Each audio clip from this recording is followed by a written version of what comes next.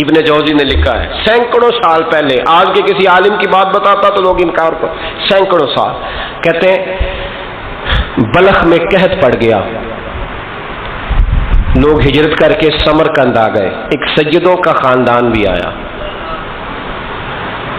ایک ایسی خاتون بھی آئی جس کے ساتھ 3 بیٹیاں تھی، بیٹا بھی کوئی نہیں، خاوند فوت ہو گیا، مسجد کے ساتھ مہمان خانے بنے ہوتے تھے، وہاں اس نے بچوں کو ٹھہرایا اور نکلی سمرقند میں کہ کوئی آدمی مل جائے، تو وہ سیٹھ صاحب چودھری صاحب کہنے لگے مجھے کیسے پتا چلے گا تو سید ہے، مجھے بتاؤ، کسی کو چوک میں کھڑا کر کے کہا جائے بتاؤ تو کون ہوتا ہے، اس شخص کا کیا اشر ہوتا ہے، کیا حال ہوتا ہے، کہا کیسے پتا چلے گا؟ تو سید زادی نے اپنا پلو کھولا اور اپنے آنسو دونوں آنکھوں سے صاف کیے تو کہنے لگی اللہ تیرا بھلا کرے، میں ثابت نہیں کر سکتی کہ میں حضور کا خاندان، میرے پاس کوئی دلیل نہیں، میں نہیں بتا سکتی، چل ٹھیک ہے، چلی گئی۔ کسی نے بتایا کہ یہاں ایک یہودی بھی رہتا ہے، وہ بڑا سخی ہے، یا آتش پرست ہے، یا پارسی ہے کافر غیر، سخی بڑا ہے، اس کے پاس گئی، بیٹھی رہی، لوگ بیٹھے تھے، جب چلے گئے تو قریب گئی، کہنے لگی مجبور ہوں، پریشان ہوں، غریب نہیں ہوں، کہنے لگا بی بی تجھے کبھی دیکھا نہیں، سمرقند کی اتنی آبادی نہیں، میں سارے شہر، تو کون ہے؟ تو کہنے لگی تعارف نہ ہی پوچھے تو اچھا ہے۔ اس نے کہا چلو اگر پتہ چل جائے تو، کہنے لگی میں مسلمانوں کے نبی کی اولاد ہوں، مسلمانوں، اس نے کہا پیغمبر خدا کی اولاد، اٹھ کے کھڑا ہو گیا، بی بی کو ساتھ لیا، گھر گیا، کہنے لگا جو صاف ستھرا کمرہ ہے نا اسے پھر دھو ڈالو، ایک دفعہ پھر دھو ڈالو، کمرہ دھلایا، صاف کرایا، پھر کہنے لگا بی بی میرے برتن زیادہ صاف ستھرے نہیں، میں نئے نہ خرید کے لا دوں، پھر نئے برتن لایا، پھر اپنے بچوں سے کہنے لگا اونچا نہ بھولنا، یہ سیدہ فاطمہ کی شہزادیاں آئی ہیں، یہاں کوئی شخص اونچی بات نہ کرے۔ پھر کہنے لگا بی بی جو میرا بالکل طیب اور حلال رزق ہے نا، یہ اس میں سے لنگر ہے، لیکن چونکہ میں غیر مسلم ہوں، مجھے سلیقے نہیں آتے، جیسا تیسا بھی ہو نا اسے قبول کر لینا۔ خاتون کو کہنے لگا یہ گھر ہے، جب تک جی چاہے یہاں رہنا اور دیکھنا، ہو سکے تو رات اپنے نبی سے سفارش کرنا، میرا بھی کوئی مسئلہ، میری بھی کوئی قبولیت کہیں ہو جائے۔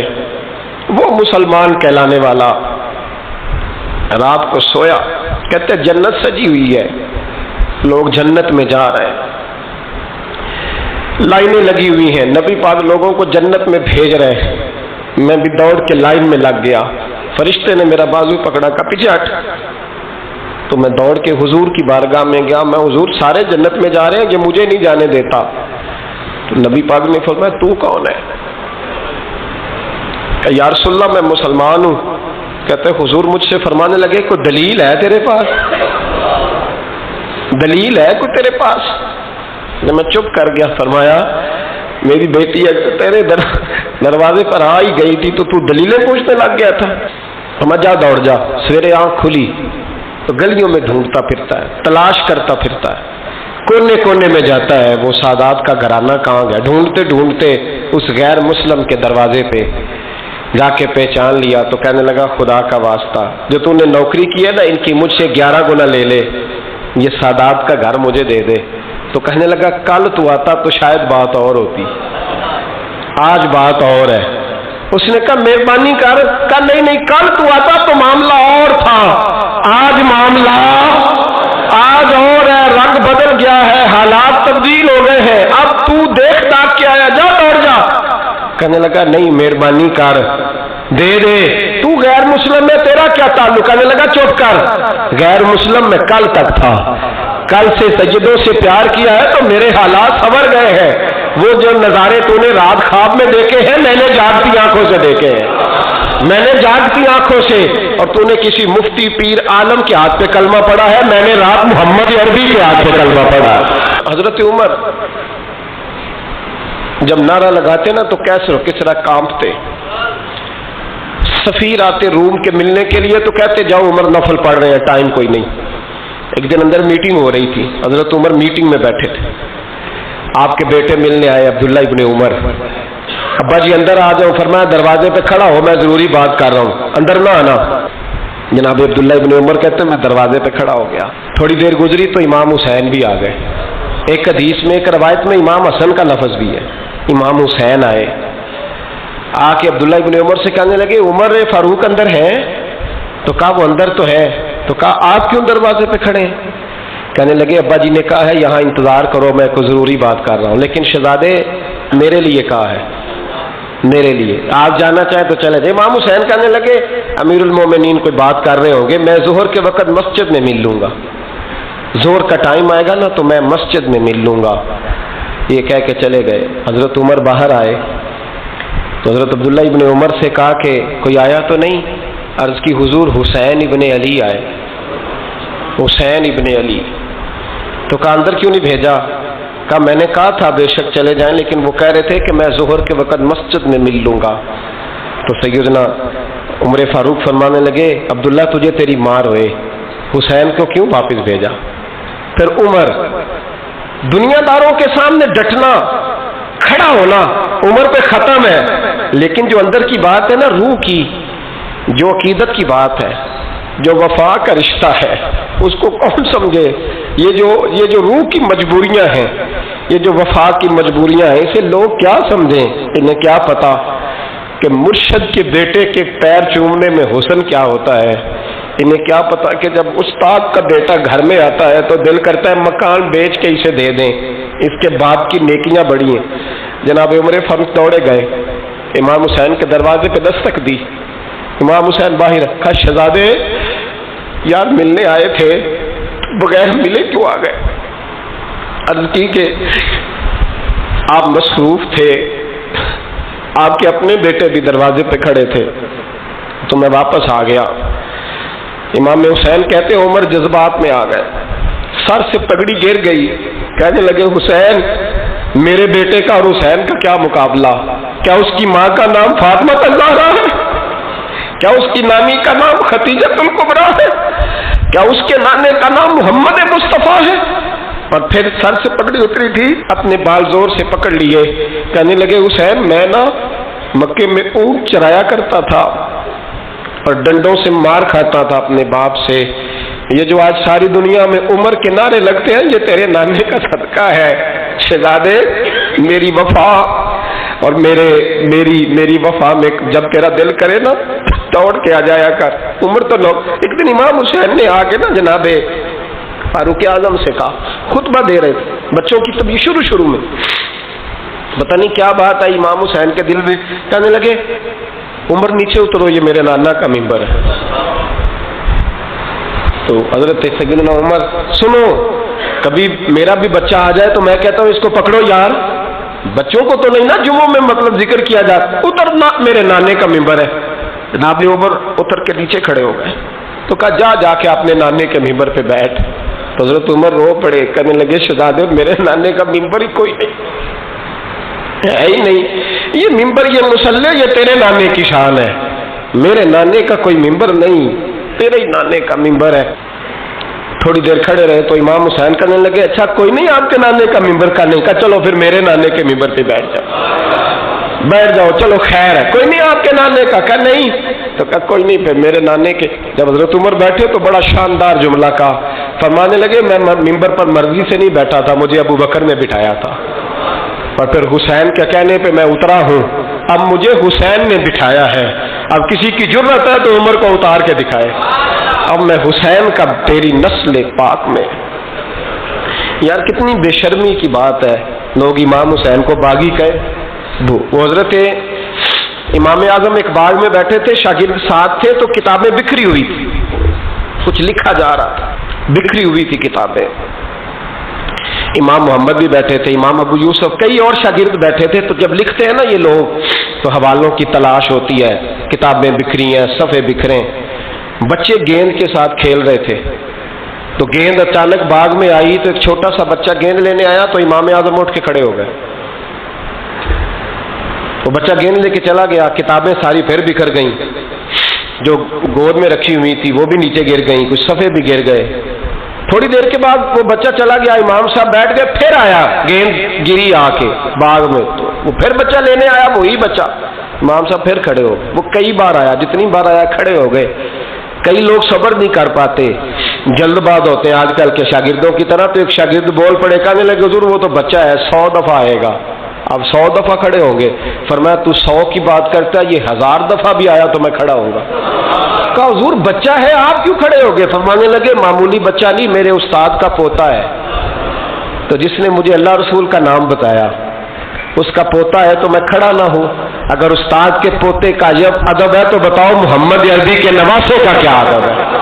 رسول اللہ صلی اللہ علیہ وسلم۔ لوگ سمجھتے ہیں ہم قائل نہیں ہیں وہ والی شہادت بیان کرنے کے جس میں کہتے ہیں ہائے حسین تو سکینہ تو زینب۔ ہمارے بزرگوں نے ہمیں یہ سبق، ہمارے بزرگوں نے ہمیں بتایا کہ امام حسین کی شہادت اس طرح بیان کرو کہ نوجوانوں میں جذبہ جہاد پیدا ہو، عورتیں صبر کا پہاڑ بن جائے، اس طرح شہادت ہم وہ والی۔ لیکن ایک بات ضرور ذہن میں رکھیں، یہ جو لوگ کہتے ہیں نا بڑے مظلوم تھے پانی نہیں آ سکا، میرے سے حوالہ دیکھے جس نے دیکھنا ہے، میرے سے حوالہ دیکھے، میرے سے۔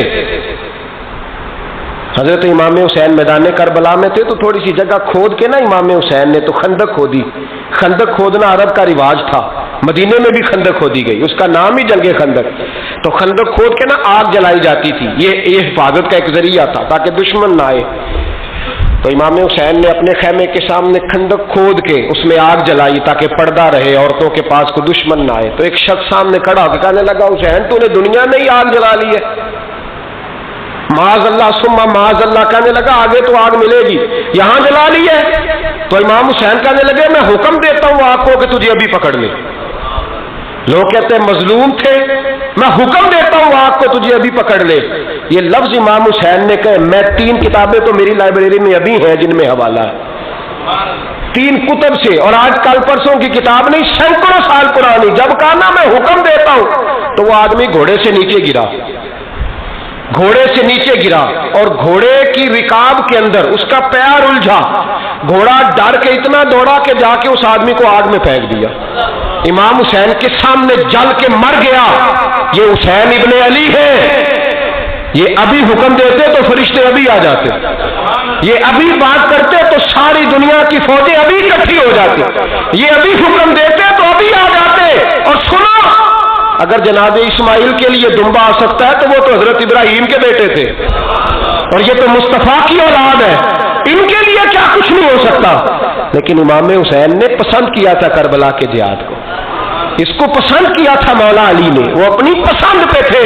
کوئی آدمی اس طرح نہ بیان کرے کہ بڑے مظلوم تھے تو بڑی مشکل میں تھے تو بڑا روتے تھے بڑے، اور کوئی شخص ایسی بات، یہاں تو تماشا لگ گیا ہے، تماشا لگ گیا ہے۔ ایک وہ ہے جو آج کل کہہ رہے بس جی وہ تو 2 شہزادوں کی جنگ تھی، انہیں بھی شرم نہیں آتی، اور ایک ممبروں پہ چڑھے ہوئے ہیں، چہرے پہ داڑھی کوئی نہیں، سر پہ ٹوپی کوئی نہیں، بازاری سا انداز ہے، کبھی دوڑ کے ادھر جاتے ہیں، کبھی بھاگتے ہیں، کبھی کہتے ہیں اونچا بولنا، پیروں پہ کھڑا ہونا، یہ لوگ بیان کریں گے امام حسین کی بات، یہ لوگ بیان کریں گے۔ بیبیوں کے مسائل پڑھ رہا ہوں، وہ اور بیبیاں ہوتی ہیں جو ہائے ہائے کرتی ہیں، واہ ویلا کرتی ہیں، یہ میرے نبی کا خاندان ہے، یہ میرے نبی کا خاندان ہے، نبی کا خاندان۔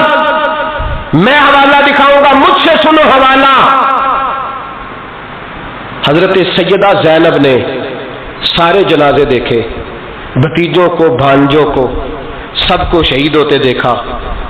عورتیں ڈرتی میت کو ہاتھ نہیں لگاتی، چیختی ہیں بیبیاں، لیکن حضرت جناب زینب نے پتہ کیا دیکھا تھا؟ وہ سننا ذرا۔ امام حسین کی لاش مبارک کربلا میں پڑی تھی، اور امام حسین کا سر کاٹ کے نیزے پہ چڑھایا گیا تھا، اور وہ بیبیوں کے سامنے خالی سر چڑھ رہا تھا، اور سینکڑوں میل کا سفر کر کے دمشق کے بازاروں سے گزرتا وہ سر گیا۔ آج میں سر کی بات نہیں کرتا، سر کی، آپ مرد ہیں، جوان ہیں سارے، یہاں کسی کا کٹا ہوا ہاتھ پھینک دیا جائے نا، ہاتھ تو لوگ چیخے مار کے دوڑ جائیں گے، بلکہ ہاتھ تو دور رہا، کسی کی انگلی کاٹ کے یہاں پھینکی جائے تو لوگ چیخے مار کے مرد دوڑ جائیں گے۔ لیکن کٹا ہوا سر دیکھا، لاشیں دیکھے، یزید کا دربار آیا، بی بی صاحبہ کو نا ایسے عورتوں نے اپنے حالے میں لیا ہے، سیدہ زینب وہاں بیٹھ گئیں، تو جب بولا نا یزید دربار میں، کہنے لگا کہ دیکھو اللہ نے عزت والوں کو عزت دی، معاذ اللہ ثم معاذ اللہ. اور میرے مخالفین کا کیا حشر ہوا جب اس نے دیکھیں نا، ایک آدمی مجبور ہے، مقہور ہے، اتنا لمبا سفر ہے، غربت ہے، پیاس ہے، بیماری ہے، کیا انداز ہے جب اس عالم میں یزید کے دربار میں اس نے گستاخی کی امام حسین کی. یہاں لوگ کہتے ہیں کسی کو کچھ نہ کہو، کہ کیوں نہ کچھ کہیں، جو سیدنا امام حسین کے بارے میں بات کرے گا زبانیں کھینچیں گے اس کی، جو صحابہ کے بارے میں بات کرے گا ہم کرنے دیتے ہیں. یہ کیا بات ہوئی؟ گستاخی کرنا، بے ادبی کرنا، یہ کون سا دین ہے؟ یہ تو تم بے دینی پھیلا رہے ہو.